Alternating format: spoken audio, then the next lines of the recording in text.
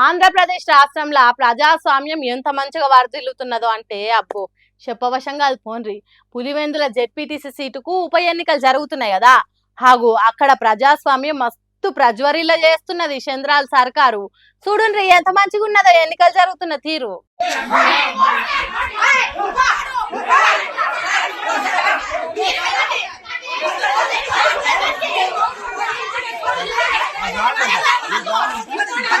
ఎన్నికలలో పోటీ చేసుడేదో పెద్ద నేరమైనట్టు వైఎస్ఆర్సీపీ అభ్యర్థి హేమంత్ రెడ్డిని అరెస్ట్ చేయాలని పోలీసులు వచ్చిండ్రు. ఆడోళ్ళంతా ఒక్కసారి ఎగబడే వరకు వెనుకకు మారిపోయిండ్రు పోలీసులు. మరి లేకుంటే ఏంది, ఇది ప్రజాస్వామ్య దేశమా లేకుంటే పోలీసుల రాజ్యమా? ఎక్కడ వైఎస్ఆర్సీపీ పార్టీ గెలుస్తుందో అని సర్కారు అడుగున అడ్డుకుంటుంది. ఇగో గీడ చూడుండ్రి, మా ఓట్లు మేము వేసుకుంటాం, పోలింగ్ బూత్ కు పంపుండని పోలీసుల కాలు మొక్కిండ్రు ఓటర్లు.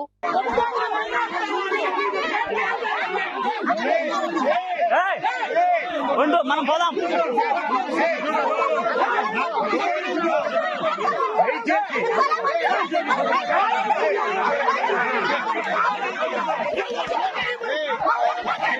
అంటే పోలీసులు ఎవరి కోసం పని చేస్తున్నారో చూడుండ్రి.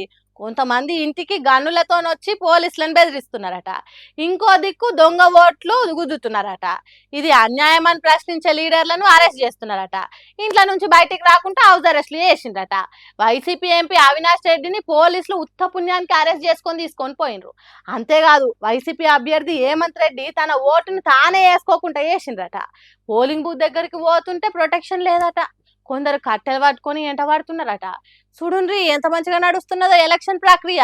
ఇగో గిరీష్ చంద్రాల్ సార్ ఏలువాడంటే గిట్లుంటది బాబు గారి విజన్ అంటే అంటుర్రు పులివెందుల పులిబిడ్డలు.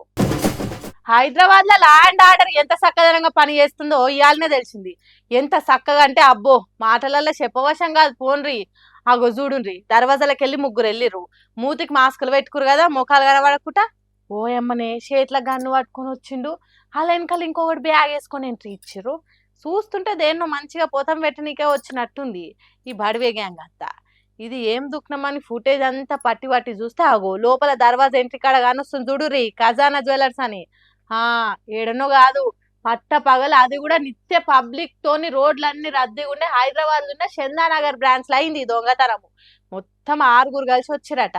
లోపలకు వచ్చుడుతోనే సీసీ కెమెరాలు కాల్చిరట.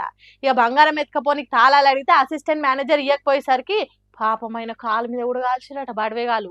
అంతేల్మే అలా పనిచేసేటోళ్ళు పోలీసులకు ఫోన్ చేసేసరికి కాకిలు సై సై అని ఆరనేసుకొని వచ్చిర్రు. ఎంబటే వారిపోయిరట. ఇక సార్లు అన్ని దిక్కులలో దోలాడు షురూ చేసిరట. ఇక ఇది ఇప్పుడు అంతా తెలిసేసరికి ఎవరు చూడు లా అండ్ ఆర్డర్ని వేసుకుంటారు. అది చేతులున్న సీఎం రేవంత్ రెడ్డిని కూడా అరుచుకుంటారు. మరి ఆ బడివేగాలను పోలీసులు ఎన్నడు దొరకబడతారో గానీ అప్పటిదాకా మన సర్కారుకు మాటలు పడక తప్పది. ఏందో ఏమో ఇంత పెద్ద పట్టణంలోనే ఏ బారి తగ్గించి దొంగతనాలు చేస్తారు అంటే ఇంకా రేపేసొంటి చేసి పారైతారేమో ఈ అడ్డమైన వాళ్ళు. చిరపాయిల ముండులా ఏడిపోయినా